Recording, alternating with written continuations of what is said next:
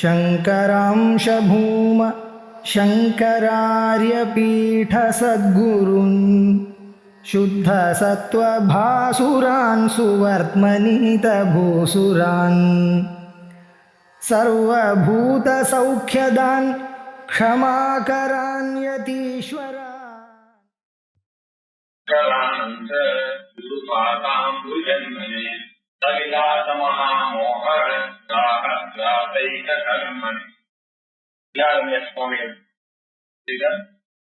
பஞ்சதசி கிரந்தத்துல 7வது சாப்டர் திருப்தி தீப பிரகரணத்துல இருக்கோம். திருப்தி தீப பிரகரணம் எப்படி ஆரம்பிச்சதுன்னாக்க வேதாரண்யோபனிஷத்தினுடைய மந்திரத்தினுடைய ஒரு விரிவாக்கமாக இந்த 7வது சாப்டர் அமைச்சு எழுதியிருக்கிறார். ஆத்மானம் சேத் விஜானியா அயமஸ்மீதி புருஷா கிமிச்சன் சத்தியகாமாய சரீர அனுசஞ்சரே அப்படின்னு ஒரு மந்திரத்தினுடைய முதல்ல இருக்கக்கூடிய அந்த லைன் எடுத்து இன்னும் பண்ணிட்டு இருக்காரு. ஆரம்பத்துல இருந்து 129 130 பாட்டாச்சு நம்ம. அது வரைக்கும் அந்த முதல் லைனுக்கு ஆத்மானம் சேத் விஜானியா அயமஸ்மீதி புருஷா அப்படின்னு இந்த ஆத்மாவை நீங்க ஆத்மான்னு ஒண்ணு இருக்கு, நான் தான் அது அப்படின்னு அறிஞ்சா போதாது. அந்த ஆத்மா நானே பரமாத்மா என்று அறிகிற வரைக்கும் அதனுடைய டிராவல் இன்னும் இருக்கு அப்படின்னு சொல்றதுக்காக முதல்ல சொல்ற ஆத்மானம் விஜானியான் விசேஷமாக அதை ஜானியாத்துன்னு சொன்னாலே போதும். விஜானியாத் விசேஷமாக அறியணும்னு சொன்னதுனால அது என்னதாகிற வரைக்கும் அதை அறியணும் அப்படின்னு அர்த்தத்துல அவர் சொன்ன விஜானியான் அப்படின்னு சொல்லிட்டே வந்தார். சொல்லிட்டே வரும்போது ஒரு நாலேஜ் ஆனது எப்படி எனதா ஆக முடியும், என்னை விட வேறானது தானே நாலேஜா இருக்க முடியும், அந்த நாலேஜ் எப்படி நான் ஆக முடியும் அப்படின்னு ஒரு சந்தேகமானது வந்தது. அதுக்காக அவர் சொன்னார், அந்த மாதிரி இருக்கக்கூடியதான ஒரு விஷயம் இருக்கு உலகத்துல. ஒரே ஒரு எக்ஸாம்பிள் இருக்கு. அந்த எக்ஸாம்பிள் என்ன, ஒரு 10 பேர் நதியை கடக்கும் போது ஒருத்தர் இல்லன்னு நினைச்சிட்டு அழுதாங்க. அப்புறம் ஒவ்வொருத்தனா எண்ணி பார்க்கலாம், 9 தான் இருக்கு 9 தான் இருக்கு, யாரோ ஒருத்தன் போயிட்டான்னு எழுதிட்டு இருந்தாங்க. அங்க ஒரு குருவானவர் சொன்னார், இல்லப்பா நீதான் அந்த 10வது பேர் வெளின்னு சொன்ன உடனே அவங்களுடைய அழுகியானது நின்னுது. அப்பாடான்ற ஒரு நிம்மதி ஏற்பட்டதுன்னு சொன்னா, கவனத்தினாலேயே அபரோட்சமாக நான் தான் அது என்று அறியக்கூடிய ஒரு சக்தியானது இருக்கு வார்த்தைகளுக்கு அப்படின்றதுக்கு ஒரு எக்ஸாம்பிள சொன்னார். அதை சொல்ற ஒரு வியாஜத்துல அவர் என்ன பண்ணாரு, வேதாந்தம் முழுக்க சொல்லிக் கொடுக்கணும் அப்படின்ற ஐடியால அவர் முதல்ல என்ன சொன்னாரு, அஜ்ஞானம், ஆவரணம், விக்ஷேபம், பரோட்சம், அபரோட்சம், அப்புறம் துக்க நிவர்த்தி, அப்புறம் சுகப்பிராப்திக்கு, அதுதான் இந்த நிலைகள். கடைசியா நமக்கு எது ஏற்படுகிறதோ அந்த சுகப்பிராப்தியானது அது திருப்தி அப்படின்றது, ஆனந்தம்ன்றது அதுதான் அப்படின்னு சொல்றதுக்காக அவர் சொல்லிட்டே வரும்போது நடுவுல ஒரு 3 அனாத்மாவை பற்றிய விஷயம், அஜ்ஞானம், ஆவரணம், விக்ஷேபம், அதை பத்தி சொல்லாரு. சொன்னதுல ரொம்ப தகராறான இடம் எங்க வந்ததுன்னாக்க இந்த பரோட்ச ஜானம் அபரோட்ச ஜானம்னு சொன்னதுல தகராறு. எந்த நாலேஜ் வந்தாலும் பரோட்சமா தானே இருக்கும், பிரத்யட்சமா எப்படி ஒரு நாலேஜ் வரும்ன்ற ஒரு சந்தேகம் இருந்துட்டே இருக்கு. எந்த நாலேஜாக இருந்தாலும் பரோட்சமாகத்தானே இருந்தாலும் அது எப்படி பிரத்யட்சமாக நானா இருக்க முடியும், என்னைக்குமே நோனா ஆகவே முடியாது அப்படின்னு ஒரு, நம்ம எதை தெரிஞ்சிருந்தாலும் நம்ம எதை தெரிந்து கொள்கிறோமோ அந்த பொருள் என்னை விட வேறானதாகத்தானே இருக்கணும். எனக்கு மைக்க தெரியும்னாக்க நான் மைக் இல்ல, எனக்கு புத்தகத்தை தெரியும்னா புத்தகம் இல்ல, எனக்கு எங்க அப்பாவை தெரியும்னா நான் அப்பா இல்ல, எனக்கு என் ஒய்ஃப தெரியும்னா என் ஒய்ஃப நான் இல்ல, அவங்க இப்படித்தானே வரும். எங்க போனாலும் உங்களுக்கு அறிவுன்றது என்னை விட வேறான ஒரு பொருளுடைய அறிவு மட்டும்தானே அறிவா இருக்க முடியும். இதுல எங்கே வந்தது அபரோட்சம், நானே அறிவானாக இருக்கிறேன்னு தெரிஞ்சுட்டு இருக்கா அந்த நான் அறிந்ததாக ஆயிடுனாக்கா அறிவம் வேற ஒருத்த மாறிடுவானே, பத்துக்கான சான்ஸே இல்லையேன்னு சந்தேகம் வந்தது. அதுக்குதான் சொன்னார், இந்த ஒரு எக்ஸாம்பிள் இல்லைன்னாக்க இது உனக்கு புரியாதுப்பா, இந்த எக்ஸாம்பிள் இருப்பார் நீதான் அதுன்னு சொன்ன உடனே நான் அதுன்னு தெரிஞ்சதோ இல்லையோ, அதுக்கு பேர் தான் அந்த அறிவு. அந்த பரோட்சமானது எப்படி அபரோட்சமாகிறது அப்படின்றதுக்கு ஒரு அருமையான ஒரு எக்ஸாம்பிள் இருக்கார். விருத்தி வியாப்தி, பல வியாப்தி, இது ரெண்டுமே எல்லா பொருளையும் அறிவதற்கு வேணும். அதையே மனசுல வச்சுட்டு நீங்க என்ன சொல்லிருக்கீங்க, விருத்தி வியாப்தியும் வேணும், பல வியாப்தியும் வேணும், வெளிச்சமும் வேணும், கண்ணும் வேணும், அது இருந்தாதானே அறிய முடியும்னு. இல்ல உலகத்துல ஒரே ஒரு எக்ஸாம்பிள் இருக்கு, அங்க ஒரு கண்ணு மாத்திரம் இருந்தா போதும், வெளிச்சத்தை பாக்கிறதுக்கு வெளிச்சமே தான் இருக்கு, இன்னொரு வெளிச்சம் தேவை இல்லையா. ஆகையினால இந்த பிரம்மத்தை அறிவதற்கு அந்த அஜ்ஞான நிவர்த்தின்றது முதல்ல இருந்தா போதுமே தவிர பிரம்ம தானே தன்னை காமிச்சு கொடுக்கறதுக்கு ஒரு பலமானது நீங்க எதிர்பார்க்க வேண்டிய அவசியம் இல்லை. ஆகையினால இந்த ஒரு எக்ஸாம்பிளை வச்சுட்டு நீங்க பரோட்சத்தையும் அபரோட்சத்தையும் புரிந்து கொள்ளணும் அப்படின்னு சொன்னார். அப்போ பரோட்சத்தையும் அபரோட்சமாக புரிந்து கொள்றதுன்னு ஒத்துண்டா கூட எப்படி போயிட்டீங்க அபரோட்சமா இப்ப நான் தான் பிரம்மன்னு நீங்க சொல்லிட்டீங்க, நான் தான் பிரம்மன்னு எனக்கும் தெரிஞ்சு போச்சு, ஆனா நான் பிரம்மம் இல்லையே, இந்த கேள்விக்கு என்ன பதில் அப்படின்றது குடிக்கவே முடியல. அதனால அவர் என்ன சொன்னார், இதை நல்லா புரிஞ்சுக்கணும்னாக்க சிரவணம் மனனம் விதித்தியாசனத்தை நல்லா புரிஞ்சுக்கணும். சிரவணமானது என்ன பண்றது, மனநமானது என்ன பண்றது, விதித்தியாசனமானது என்ன பண்றது அப்படின்னு தனித்தனியா பிரிஞ்சு அறிந்தோடையானால் இந்த ஒரு நிலையானது நமக்கு புரிஞ்சு போயிடும். எப்படி அது அப்படின்னு கேட்ட, சிரவணம் அப்படின்னாக்க இதை சிரவணம் பண்றதுனால உங்களுக்கு என்ன பிரயோஜனம் அப்படின்னு கேட்டா, வேதாந்த சிரவணத்தினால என்ன பிரயோஜனம் கேட்டா, நிறைய கான்ட்ராடிக்டரி ஸ்டேட்மெண்ட்ஸ் எல்லாம் நம்ம பார்த்துட்டு இருக்கோம். இதெல்லாம் இந்த ஸ்ருதி மேல நமக்கு ஒரு சந்தேகத்தை உண்டு பண்றது. ஃபார் எக்ஸாம்பிள் நீங்க பாத்தீங்கன்னா, மனசைவ இது அவாஸ்தவ்யம் நேகநானாஸ்தி கிஞ்சன அப்படின்னு கடவுளிங்கத்துல சொல்லிருக்கு. மனசனாலதான் இந்த ஆத்மாவை அறிய வேண்டும் அப்படின்னு சொன்னாங்க. சரி நம்புவோம், மனசனால் அறியனாங்க. பின்னாடியே என் மனசான பொழுது அப்புறம் மனசனால அறிய முடியாது. அப்ப இதையும் சொல்லி அதையும் சொன்னா எப்படி ஒரு கிளியர் கட்டா ஒரு அறிவானது ஏற்படும் இல்லையா? நம்ம ஏதோ அகாடமிக்கா படிக்கிறோம்னாக்க நம்ம சொன்னா ஆஞ்சநேயர் என்ன சொன்னாருன்னா, தேக புத்தியாத்து தாசோகம், தேகத்தினுடைய புத்தியால பாத்தீங்கன்னா நான் வேற ராமர் வேற, தேக புத்தியாத்து தாசோகம், அப்புறம் ஜீவ புத்தியாத்து அம்சகா ராமனுடைய அம்சமா இருக்கேன் அப்படின்னு சொன்னார். அப்புறம் ஆத்ம புத்தியாத்து பொமேவாகும் நீயே நான் அப்படின்னு சொன்னார். இப்படி 3 விலகம் விஷயம் சொல்லும் பொழுது 3த்துக்கும் இடம் கொடுக்கறது இல்லையா இந்த சாஸ்திரமானது. துவைத்தி என்ன சொல்றான், இது எல்லாமே துவைத்தம் தான், உலகத்தை சத்தியம், தாசோகம்ன்றது தான் உண்மை, பகவான்றவர் பெரியவர், நீங்க தாசம், அதுவும் கரெக்ட் மாதிரி தெரியுது. அவன் விசிஷ்டாத்வைத்தியம் இல்ல பகவானுடைய அம்சம் தான் எல்லாமே உலகத்துல இருக்கிறதெல்லாம், அதனால நீங்களும் அம்சம் தான் அப்படின்னு சொன்னான். அத்வைத்தி சொல்றாரு, இல்ல நீங்களேதான் அது, அந்த பரமாத்மாவே நீங்க தான் அப்படின்னு சொல்றதுனால இப்ப 3த்துக்கும் வழி கொடுக்கறது இல்லையா அந்த சாஸ்திரம். அதனால உங்களுக்கு என்ன இப்ப போயிட்டு போகுது, ஒத்துட்டு போங்கலாம் இப்போ இல்லையா, அவங்க சொல்ற மாதிரி இருந்துட்டு போங்கலாம். தாசோகம்னு சில பேர் இருக்காங்க, அம்சோகம் அப்படின்னு. இது அகாடமிக்கா படிக்கிறதுக்கு எல்லாம் சரியா வரும்.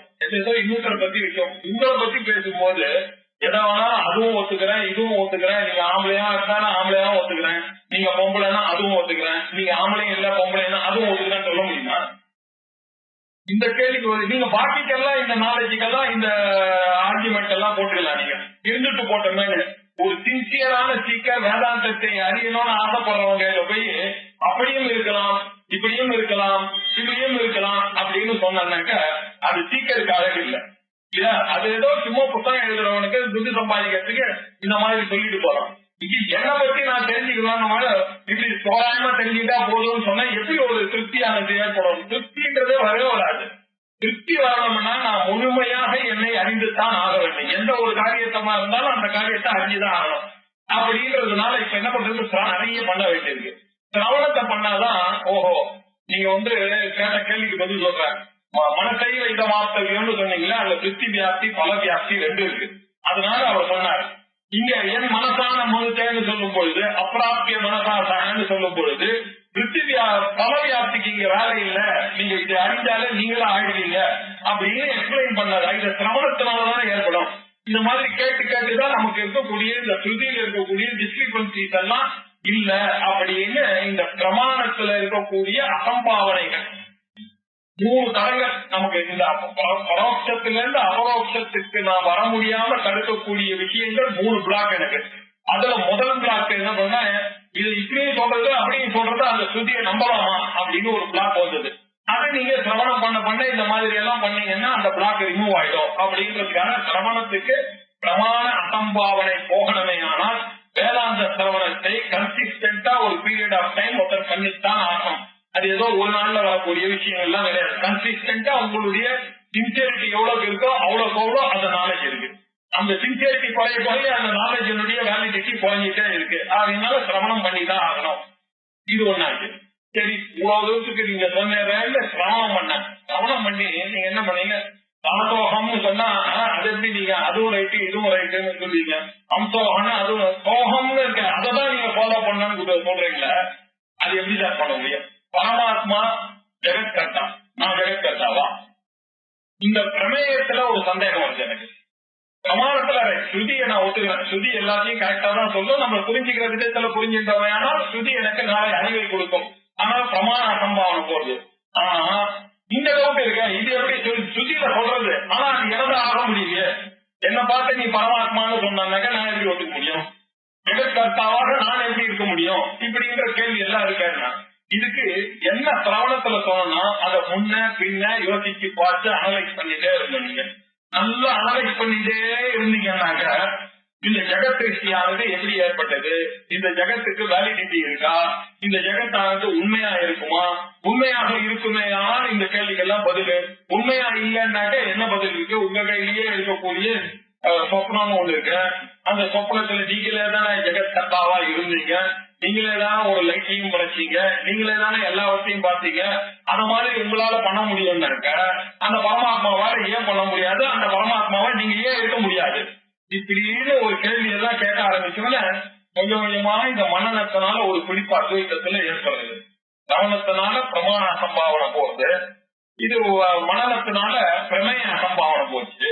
இந்த மூணாவது ஒண்ணு இருக்கு, அதுதான் இடிக்கிறது. இதெல்லாம் கன்வின்ஸ் ஆச்சு. ஆனாலும் என்னமோ இடிக்குது இல்லை. நான் இவ்வளவு நாள் கிளாஸுக்கு வரேன், இவ்வளவு நாள் படிக்கிறேன், எல்லாம் ரைட்டு புரியுது, கேட்கிற கேள்வி எல்லாம் புரியுது, உபநிஷத்துலாம் வருது. ஆனாலும் நான் பரமாத்மாவான்றதுல ஒரு சந்தேகம் இருக்குன்னா என்ன அர்த்தம்? இன்னும் அந்த நாலேஜ் ஆனது எனதாக ஆகவில்லை அப்படின்னா என்ன அர்த்தம்? அதுக்கு அசிமிலேஷன் ரொம்ப முக்கியமா இருக்கு, அந்த கன்விக்ஷன் ரொம்ப முக்கியமா இருக்கு, அசிமிலேஷன் ரொம்ப முக்கியமா இருக்கு. இந்த அசிமிலேஷன் பண்றது ரொம்ப கஷ்டம் அப்படின்றதுனால இவர் என்ன பண்ணாரு, அதை ஒரு பெருசா எடுத்துட்டாரு. இதெல்லாம் ரைட்டு. இந்த பிரமாண அசம்பாவனை பிரமேய அசம்பாவனை நீங்க சூத்திர பாஷ்யம் படிச்சீங்கன்னா தெரிஞ்சு போட போகுது. முதல் அத்தியாயத்துல நீங்க படிச்சீங்கன்னாக்க எல்லா வேதத்தினுடைய தாத்பரியம் முழுக்க ஜீவனம் பிரமமும் ஒண்ணுன்றதுதான் இருக்கு. அத்விதீய பிரம்மணியேவ தாத்பரியம் அப்படின்னு நிர்விசேஷ பிரம்மணியேவ தாத்பரியம், இதுதான் சமன்வயாத்தியாய விஷயம்னு சொன்னா அவங்களுக்கு புரிஞ்சிருச்சு. இரண்டாவது அத்தியாயத்துல போய் சாங்கியம் சொல்றது தப்பு, யோகம் சொல்றது தப்பு, பாசுபத வித்தியை தப்பு, அனிருத்தன் பிரத்யுப்தன் இதெல்லாம் அம்சம்னு சொல்லக்கூடிய விஷயங்கள்ல இருக்கக்கூடிய தப்பு, மீமாம்சகன் சொல்லக்கூடிய தப்பு, எது வரைக்கும் நம்ம அவளை ஒத்துக்கலாம், எது வரைக்கும் ஒத்துக்க முடியாது. ஆகையினால நீங்க இது எல்லாத்தையும் ஒரு ஸ்டெப்பிங் ஸ்டோனா எடுத்துக்கலாம்.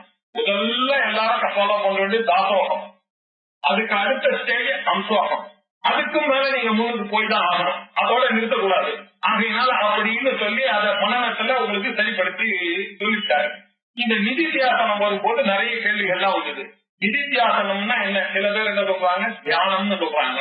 நிதித்தியாசனம்னா கன்விக்ஷன் சொல்றீங்க. இந்த கன்விக்ஷனுக்கும் தியானத்துக்கும் என்ன வித்தியாசம்? தியானம் ஞானமா பரிபக்குவமா இருந்தா அப்படின்னு சந்தேகம் வந்தது. அதை கிளாரிஃபை பண்ணாரு ஒரு அடுத்து. இல்லப்பா, நீ தியானமும் கிட்டத்தட்ட ஒன்னா இருந்தா கூட தியானம்ன்றது ஒரு பொருளை நீங்க உத்தேசிச்சு பண்ணக்கூடிய உபாசனை. அது வேணும் இது வேணும்னு உங்க மனசுல இருக்கு, நான் நல்லா இருக்கணும், வீடு பசங்களுக்கு அது நடக்கணும் அப்படின்னு உங்களை அறியாமையா அது வேணும் இது வேணும்னு நீங்க கேக்குறீங்க. அந்த இடத்துல என்ன இருக்குன்னா அகம் அபிமானமும் மம அபிமானமும் சேர்ந்துடுறது. அந்த உபாசனை பண்ணும் பொழுது யாரு இருந்தாலும் நான் உபாசனை பண்ணுகிறேன் அப்படின்ற ஒரு எண்ணம், அகம் எண்ணம் இருக்கு. எதற்காக பண்ண? என்னை சேர்ந்தவர்கள் சௌக்கியமாக இருக்கணும்னு மமகாரமும் சேர்ந்து வருது. இந்த அகங்காரமும் மமகாரமும் இருக்கிறதுனால இன்னொரு ஒரு ரெண்டு துரோகிகள் நம்மளுக்குள்ள, ராகம் துவேஷம். நமக்கு வேண்டியவளா இருந்தா ராகம், நமக்கு வேண்டாதவர்களாக இருந்தான்னாக்க துவேஷம். இது ரெண்டும் சேர்ந்தே வருது. 250 பேர் இன்டர்வியூல என் பையனுக்கு முதல்ல கிடைக்கணும்னா அவனுக்கு கிடைக்கணும்னு நினைச்சது முதல்ல இல்ல, அந்த கிடைக்கிற 2 பணம் பாக்கி 188 192 பேர் 100 பேருக்கு கிடைக்க கூடாதுன்னு நினைக்கிறோம் இல்லையா? அதனால அப்ப என்ன ஆச்சு, என்னுடைய எண்ணமே ராகத்வேஷத்தோட கூடியிருக்கு. அதனால அகங்காரம் மமகாரம் இதனால வரக்கூடிய ராகம் துவேஷம், இந்த 4 தான் உங்களுடைய நிதித்தியாசனத்தை பிரதிபந்தகப்படுத்துகிறது. இத இதை நீங்க புரிஞ்சுக்கிட்டீங்கன்னாக்க உங்களுக்கு இந்த ஏன் இது வந்தது அப்படின்னா விபரீத பாவனைன்னு ஒரு பிளாக் இருக்கு உங்க கையில. அந்த விபரீத பாவனை ஏன் வந்தது அப்படின்னாக்க பிறந்ததுல இருந்து அதை நான் வளர்த்துன்னு வந்திருக்கேன். நான் அந்த ஒரு கட்ட இடத்தை நானே ஜீவன், நான் ஜீவன், நான் ஜீவன், நான் என்னை விட பெரியவர் அப்படின்னு அந்த பெரியவர் சின்னவர் இப்படியே வளர்ந்துட்டு இப்போ இந்த ஜென்மாவியா நான் ஜென்ம ஜென்மாவா பண்ணிருக்கேன். அதனாலதான் இப்ப அத்வைத ஞானம் வரலன்றதுனாலதான் திருப்பி திருப்பி போறோம். அதனால இன்னைக்கு சின்ன பரியந்தம் க்ஷண பரியந்தம் நம்ம வந்து நான் ஜீவன் அப்படிங்கிற ஒரு எண்ணம் வருது. நான் ஜீவன்ற எண்ணம் வரும்போது அகம் அபிமானமும் மம அபிமானமும் அதுல சேர்ந்திருக்கு. இந்த பாடி மைண்ட் காம்ப்ளெக்ஸ நானு நினைச்சா அகம் அபிமானம், என்ன சேர்ந்தவர் என்னுடைய குடும்பம், என்னுடைய வீடு, என்னுடைய சேர்ந்தவர்கள் நினைச்சா மம அபிமானம். இந்த ரெண்டோடையும் நீங்க ஐடென்டிஃபை பண்ற வரைக்கும் இந்த ராகமும் துவேஷமும் ரெண்டும் உங்களை வந்து பொருத்தாம இருக்கவே இருக்காது. அதனால இதுல இருந்து நீங்க வெளியில வரணும்னாக்க அபிஷுவலா நீங்க நினைச்சிட்டு இருக்கக்கூடிய நான் ஜீவன்ற ஒரு எண்ணத்தை நீங்க போக்கடித்து ஆக வேண்டும். இந்த போக்கடிப்பதற்கு காரணமாக இருக்கக்கூடிய உபாயம் தான் விதித்தியாசம். அகம் அபிமானத்தையும் மம அபிமானையும் நம்ம கிட்ட நம்மளுடைய பிளாக், அது என்னுடைய பிளாக், அது எங்கிட்டதான் இருக்கு. சிரவணம் பண்ணும் பொழுதும் மனனம் பண்ணும் பொழுது எல்லாரும் எனக்கு உதவி பண்ணாங்க. புத்தகம் உதவி பண்ணிட்டு சங்கராச்சாரியார் உதவி பண்ணார், வித்யாரண்யர் ஓடி வந்து ஹெல்ப் பண்ணார், என்னுடைய குரு ஹெல்ப் பண்ணாரு, எல்லாம் ரைட்டு பாலாட வரைக்கும் போட்டு எல்லாம் கொடுத்துட்டு போயிட்டாங்க.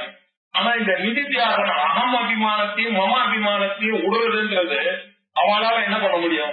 என்கிட்ட வந்து மாட்டிருக்கு. கடைசியா வாயில எடுத்துட்டு போடுற வரைக்கும் எல்லாரும் ஹெல்ப் பண்ணாங்க சரவண மன்னத்துக்கு.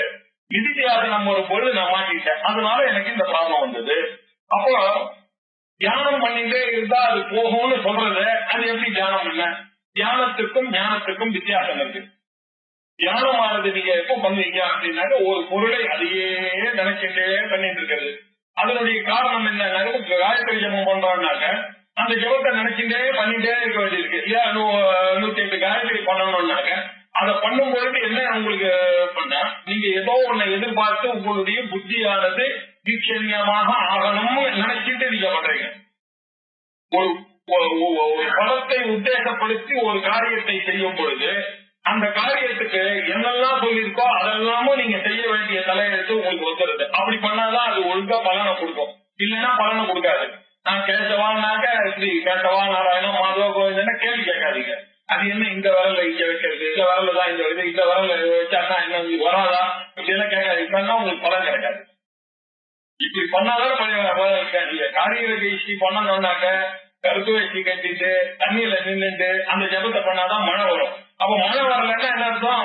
இதுல செய்ய வேண்டிய காரியங்கள்ல சரியானது பண்ணலன்னாக்க மழை வராது. இது அப்படிதான் இருக்கு. அதனால இந்த உபாசன சமாச்சாரங்கள் கர்மா சமாச்சாரங்கள் அன்னைக்கு என்ன சொல்லியிருக்கோ அதுபடி பண்ணணும். அதுபடி பண்ணலன்னா விபரீதமான பலன் வருது, இல்ல பலன் வராம போறது, இல்ல சொற்ப பலன் வருது. இந்த 3 பாசிபிலிட்டி இருக்கு. இந்த அறிவுன்னு வரும்போது இதெல்லாம் இருக்கான்னு பாருங்க. இதுக்கெல்லாம் ஒண்ணு கிடையாது. ஆம்பளையா பொம்பளையா பிராமணனா சத்திரியனா சூத்திரனா வைசியனா இதெல்லாம் கிடையாது. இங்க தேவை என்ன? அறிவு இருக்கணும். அந்த அறிவுல ஜீவன் நான் இல்லைன்னு நினைக்கணும். ராக துவேஷ அகங்காரம் மமகாரம் போகணும். இது சொல்லக்கூடியதுதான் நிதித்தியாசம். அதனால இதை தியானத்தோட கம்பேர் பண்ணாதீங்க. தியானத்தோட ஏன் கம்பேர் பண்றோம் நம்ம அப்படின்றத பார்த்தா 6வது சாப்டர்ல பகவான் நமக்கு என்ன கத்து கொடுத்தார்? உங்களுடைய மைண்ட டெவலப் பண்றதுக்கு இதுவும் ஒரு வழி சாதனை. அதனால அந்த தியானத்தை நீங்க கருதுனா வெளியில உங்களுடைய புத்தியானது கண்ணலாக போகக்கூடிய விஷயமோ இல்ல புத்தியில அங்க இருக்கக்கூடிய விஷயமோ ஐபிஎல்லோ இதுல இருந்தெல்லாம் உங்களுடைய புத்தி நீங்க வெளியில எடுத்துட்டு வரணும்ன்றதுனால இதுல கான்சென்ட்ரேட் பண்றதுக்காக கொடுத்த உபாயமே தவிர வாட் இஸ் இம்பார்ட்டன்ட் இஸ் நீங்கள் அந்த பிரம்மத்தை அறிய வேண்டியதுதான் விஷயம்.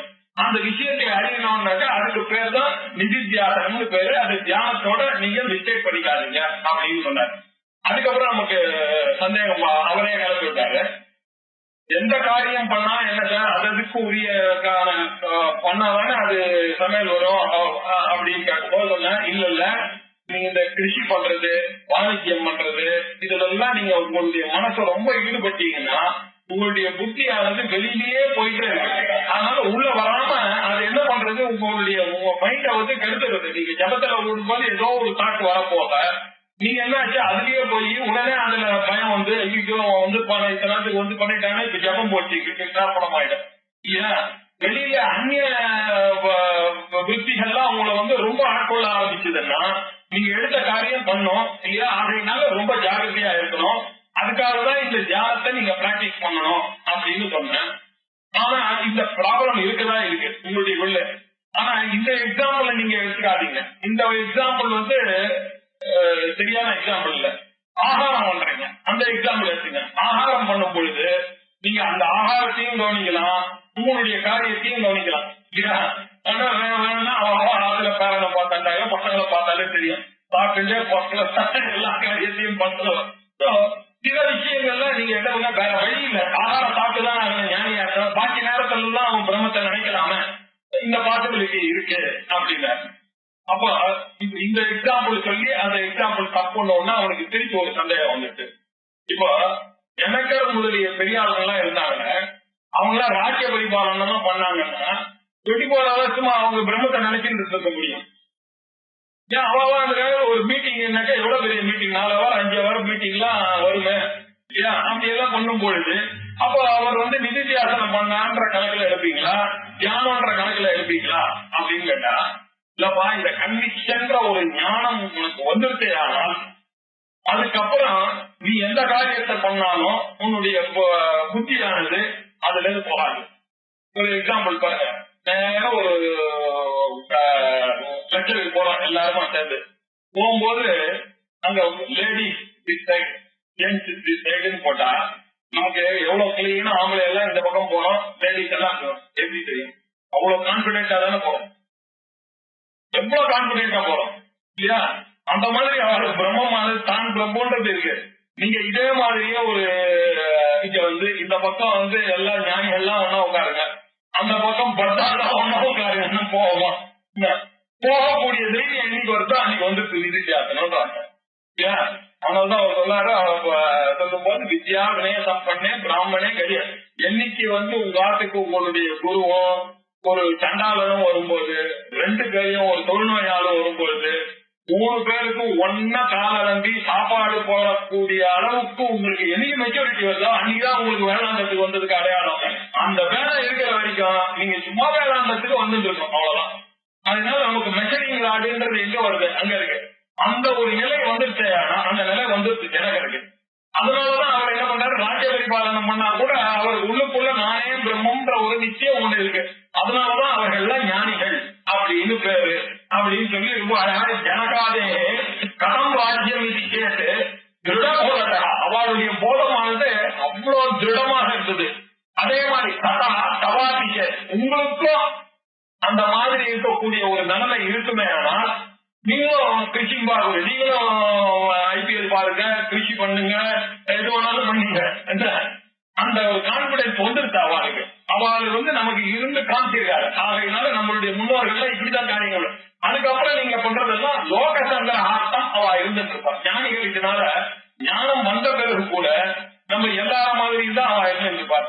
எப்படி தெரியுது அப்படின்னா, பகவத்கீதையில அவர் என்ன சொன்னார், 4வது சாப்டர்ல சொல்லும்போது, எத்யதாச்சரதி சிரேஷ்டா அதேவ இதரோஜனா, யாரு ஒரு சிரேஷ்டனா இருக்கும் பண்றானோ அதுதான் எல்லாரும் ஃபாலோ பண்ணுவோம். அதனால இந்த ஞானியானவர் அவருக்கு ஞானம் வந்துருக்கு, பிரம்மம் தெரிஞ்சிருக்குன்றதுனால அவர் பாட்டுக்கு கோயில் வேண்டாம், அவருக்கு குலம் வேண்டாம், எதுவுமே வேண்டாம்னு அவர் இருந்துட்டாங்கன்னா அவரை பார்த்து இவங்க யாராவது கெட்டு போயிடுவாங்க. அதனாலதான் நீங்க என்ன பண்ண வேண்டி இருக்குன்னாங்க, ஒரு பெரிய சங்கராச்சாரியா இருந்தாலும் அவர் என்ன பண்றது, எல்லாரும் மாதிரி அவன் போய் திருச்சாவள ஸ்நானம் பண்ணிட்டு வர சன்னியாசிக்கு 3 சாவம் கிரகஸ்தனுக்கு தானே விதிச்சிருக்கு. தக்கேசி விதவாசிய பார்த்தாங்கன்னாக்கா உடனே போய் குளிக்கணும். யாருக்கு சொன்னார் அவர் தர்மசாஸ்திரம், நமக்கு சொன்னார், இவரையா ஃபாலோ பண்றாரு அப்படின்னா. அப்ப அஜ்ஞானி எப்படி இருக்கிறோமோ அப்படி இருந்து காமிச்சாதான் இந்த அஜ்ஞானிகள் ஃபாலோ பண்ணுவாங்கன்ற ஒரே காரணத்துக்காக அவ இருக்க.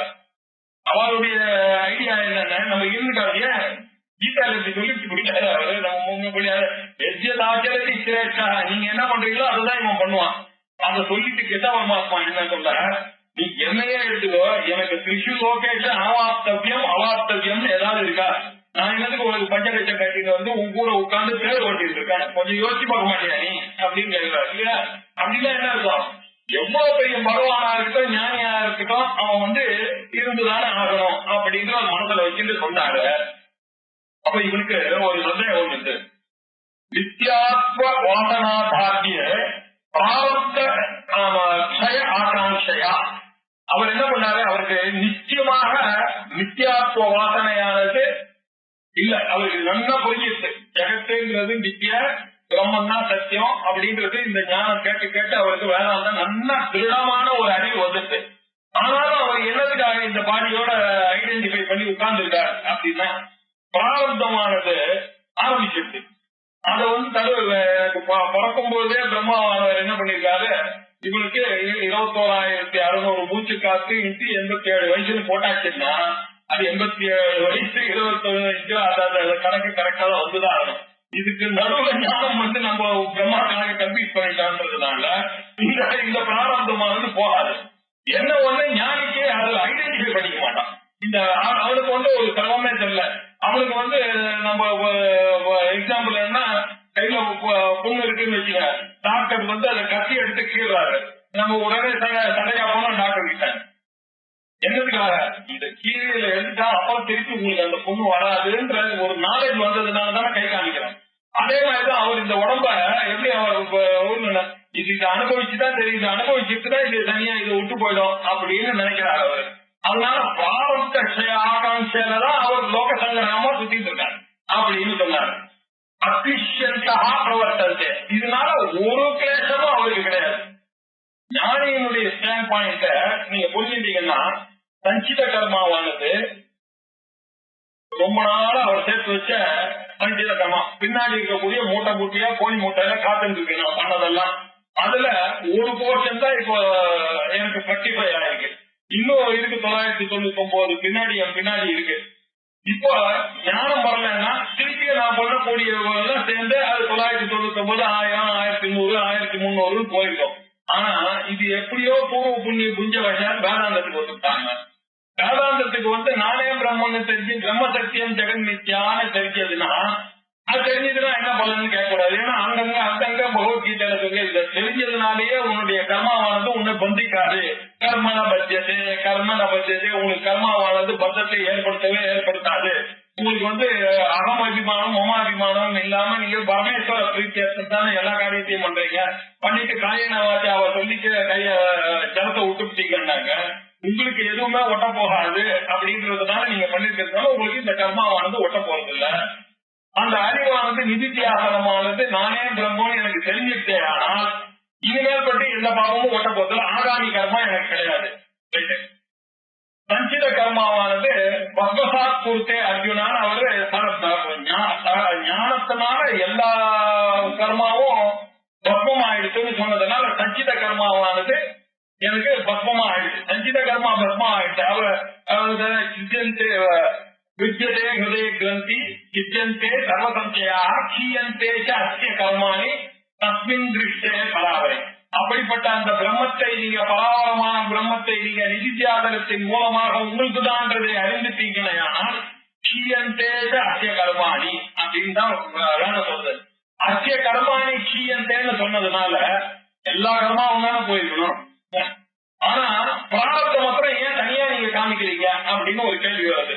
ஏன் காமிக்க வேண்டி இருக்கு அப்படின்னாக்க, இவர் கஷ்டப்படுறத அஜ்ஞானிகளான நம்ம பார்த்துட்டு இருக்காங்க. அந்த ஞானி கஷ்டப்படுறத அவர் இருமெல்லாம் பண்றதுல அவருக்கு ட்ரீட்மெண்ட் இருக்கிறதெல்லாம் நம்ம டாக்டர் மருந்து கொடுக்கறதெல்லாம் பார்த்துட்டு இருக்காங்க. அவருக்கும் அந்த வலியானது இருக்குமே, பிராரப்தமானது இருக்க ஞானிக்கும் அப்படின்னு நினைக்கலாம். ஆனா ஞானியினுடைய ஸ்டாண்ட் பாயிண்ட்ல அவருக்கு பகவான் சொல்லும் பொழுது பத்மசாத் குருத்தேன்னு சொல்லும் போது சர்வகர்மானி என்ன கர்மானி பத்மசாத் குருத்தேன்னு சொன்னாரே தவிர நம்ம ஏதோ நம்ம காசுக்காக பிரிச்சு வச்ச மாதிரி சஞ்சிதம் ஆகாமி பிராரப்தம் அப்படியெல்லாம் பிரிக்கல. நமக்கு புரிய வைக்கிறதுக்காக நம்ம புரிந்து கொள்ள வேண்டியது. நமக்கு பின்னாடி சஞ்சிதம் இருக்கு. நமக்கு இனிமேல் பண்ணக்கூடிய கர்மாவுக்கு பேர் ஆகாமி ஆகமிஷதி, அதனால அதுக்கு பேர் ஆகாமி கர்மா. இப்போ இதை என்னால கண்ட்ரோல் பண்ண முடியல, அதனால இது ஆரம்பிச்சிருச்சு பிரகர்ஷேன ஆரம்பம். அது ஆரம்பிச்சிருக்க நான் என்ன பண்றது, அது அம்புல இருந்து அம்பாச்சு அது போய் கீழே உலர வரைக்கும் அது போய் தான் ஆகணும், அதை தடுக்கக்கூடிய சான்ஸ் இல்ல அப்படின்னு நம்ம ஞானிய பார்த்து அவருக்கு பிராரப்த கர்மா இருக்குன்னு சொல்றான் யாரு, நான் அஜ்ஞானி. அவனுடைய ஆங்கிள் ஞானிய பார்த்தா இவனுக்கு எப்ப பார்த்தாலும் பேத புத்தியோடையே பார்த்து நமக்கு எல்லாம் பழக்கம் ஆயிடுச்சு. யாரை பார்த்தாலும் கம்பாரிசன் பண்ணணும். அதனால வேத வித்து வரியன் என்ன பிரம்ம வித்து வரியன் இப்படி எல்லாம் ஞானியில போய் எங்க இருந்து டிஃபரன்சியேஷன் இருக்கும்.